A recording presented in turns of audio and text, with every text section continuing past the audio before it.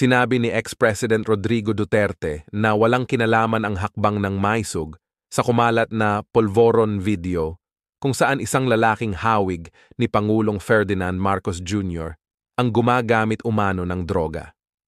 Nag-viral ang video ilang oras bago ang ikatlong State of the Nation Address ng Pangulo noong Lunes, Hulyo 22. The hakbang ng Maisug national leadership has nothing to do with the release of the video footage showing President Ferdinand Marcos Jr. in the act of snorting cocaine in Maisug gatherings in Canada and the USA, pahayag ni Duterte ukol sa video. Aniya, desisyon ng Maisug volunteers ang video na kumalat sa social media at hindi ito batid ng Maisug Organizing Committee. The members of the Maisug leadership is just as surprised as the rest of the country when they saw the video for the first time, wika ni Duterte. Nauna, nang kinondena ni Defense Secretary Gilbert Teodoro Jr. ang aniyay pekeng viral video. Ani Teodoro, bahagi ito ng pagtatangkang i-destabilize ang gobyerno. Dagdag pa niya, Ngayon, ipinalabas maliwanag na po umano sa ang akin, video sa mga isang kababayan, Maisug na convention meron sa po Los talagang Angeles, California. matinding, Lumabas din sa resulta ng plano forensic na investigation i-destabilize ng po ang National ating Bureau of gobyerno. Investigation, Nag-umpisa po ito NBI, sa mga fake na hindi na si mga Pangulong Marcos news Jr. tungkol po ang lalaking sa nasa Armed Forces of kumakalat the na Philippines at Polvoron Department of video. National Defense. Iprinisenta ng Tapos, NBI ang nagprogreso naging po ito resulta sa nila di umano'y na kung saan walkout gumamit na hindi sila ng naman po deepware, nangyari. isang software na Pagkatapos kayang po mag-detect ngayon ng deepfake na videos. Ang pagbabawal ni Pangulong Marcos sa operasyon ng Pogo ay isang bagay na kinagagalak ng ating mga mamamayan. Bagamat apektado nito ang mga legal operators ang tinutukoy ng PAGCOR na Internet Gaming Licenses, nariyan pa rin ang mga tinatawag natin mga cancel or RAP Pogos na ayon sa PAOK ay higit 400 kumpanya. Bukod sa mga illegal na Pogo, ay dala rin ng PAGCOR na may halos 8,000 illegal na website at social media sites na nag-operate ng online gaming. Bukod sa mga krimen na dulot ng mga Pogo, nakita rin natin kung paano nila nalulusutan at napapaikot ang ating mga ahensya gaya ng pag-file ng peking registration of live birth, paggamit ng peking mga incorporator at stockholder ng mga kumpanya, ang hindi pagdedeklara ng tamang income sa BIR at marami pang iba. Dapat natin alamin sino ba ang mga boss ng mga organized criminal syndicates sa ito at sino ang mga protector nila. The people behind these illegal Pogos have exploited the weakness in our regulatory frameworks. It's imperative that Congress identify all these loopholes and gaps in our system and recommend corrective measures. Banda ang Pogo, ngunit ang operasyon ng mga illegal na Pogo at mga krimen na tulog nila ay hindi malutusan ng pusa. Ang sabi, hindi pa po tapos ang trabaho natin. Yesterday, I was able to watch the pronouncement of the speaker, of the president. At basically, ako po ay nag-focus ko sa mga salita na bitawan niya. And actually, binalik-balikan ko, and kanina nga, I was having the preliminary remarks doon sa atin sa issue ng mga PNP. Diniliver ko na po itong opening statement na to. And I may be allowed to reiterate again yung sinabi ng Presidente sa huling mensahe po niya. Actually, ito lang inaabangan ko at ito nagpapalakas sa loob natin. Kami mga nandito sa Kongreso, sa pangungunan po ng ating speaker, yung nagpapalakas sa loob natin. Yung matinuran at sinabi ni Presidente. Actually, I was not expecting that the President would say this. But, he said, Cristo, nandito po, at medyo umapa para punta po rin natin. Sabi ng Presidente, let not anyone pacify his conscience by the delusion that he can do no harm if he takes no part and forms no opinion. Bad men need nothing more to compass their ends than that good man should look on and do nothing. He is not a good man. Now the protest allows wrong to be committed in his name. At tulad na ginawa ko po kanina, tinagalog ko po yun. Hinahanap ko talaga ang Tagalog kung paano po ito Tagalog. Kasi kung una parang nahihirapan po akong i-analyze. At nung naisalin ko sa Tagalog, ganito po siya. Huwag hayaang malinlang ang sariling puti ng sino mang tao sa pag-aakalang wala siyang magagawang masama kung hindi siya makikialam at walang opinion. Wala nang higit pang kailangan ang masamang tao upang makamit ang kanilang layunin, kundi ang mga mabubuting tao na tumingin lamang at walang ginagawa.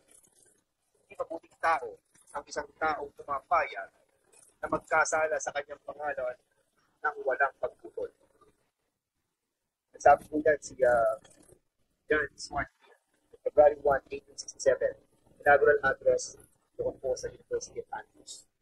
And at the same time, around 19th century, si Edmund Burke also stated, the only thing that is necessary for the triumph of evil is for the good men to do nothing. Kaya po tayo narito because we wanted to find out we are all good men in our hearts and we have to do something for this country. Yung pagbebenta ng mga nila Roberto Cruz dito kila Cassandra Ong sa korporasyon is illegal. So, hindi na nila pag-aari yon. In other words, ng korporasyon na to, hindi nila pag-aari yan because they bought it illegally. Tama, Mayor Kapil? Mayor Kapil, going back to you. Yes, Your Honor. Hindi mo kasi siya pinadlock talaga. Bakit? Siguro po, Huwag na tayo magpaligo-ligo eh. yun lang pong hindi namin inisyon ng permit ng January 2024. It shows na talagang hindi po namin binibigyan ng special treatment, Your Honor. Kaya, nung pang bago pa renate o pagkarit po ng PAOK, wala na pong permit sila.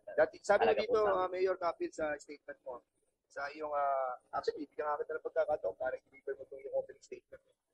Bakit ako lang ang pinupukol? Bakit ako lang ang nandito?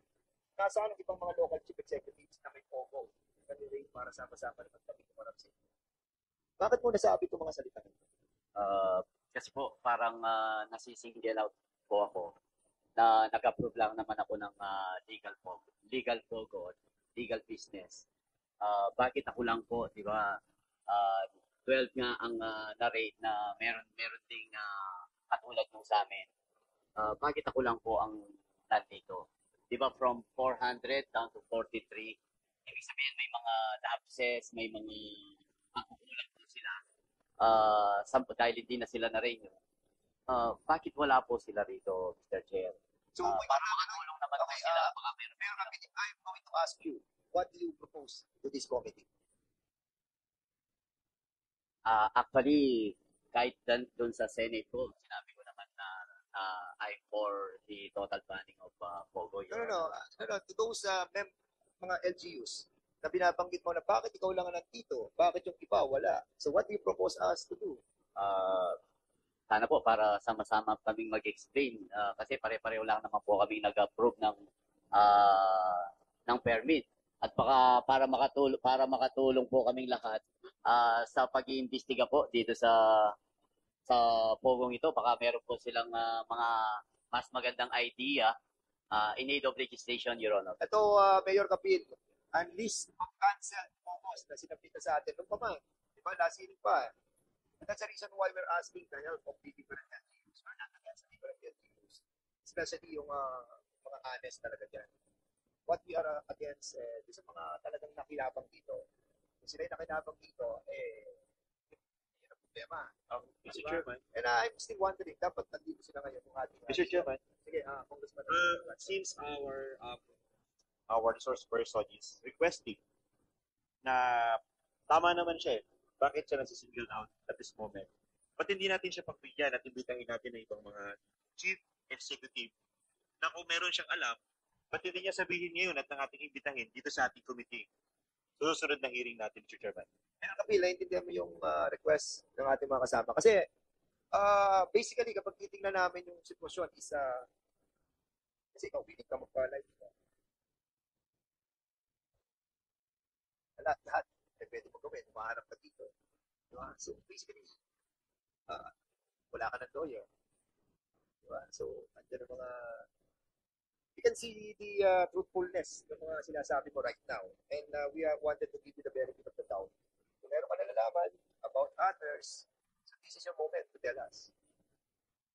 meron ka nalalaman na mga involved, di ba? Pwede mo sabihin sa amin. Pwede mag-call out tayo doon. Para sa ganun natin, makita natin kung saan talaga nanggagaling itong problema ng Pogo. Kasi kung walang ikahoots ang mga public official, good for us. Pero kung meron, kailangan naman siguro na natin kung anong responsibility. Di ba? You want to say something about it? Or Actually, Your Honor, wala naman po akong alam dun sa operation ng ibang na raid.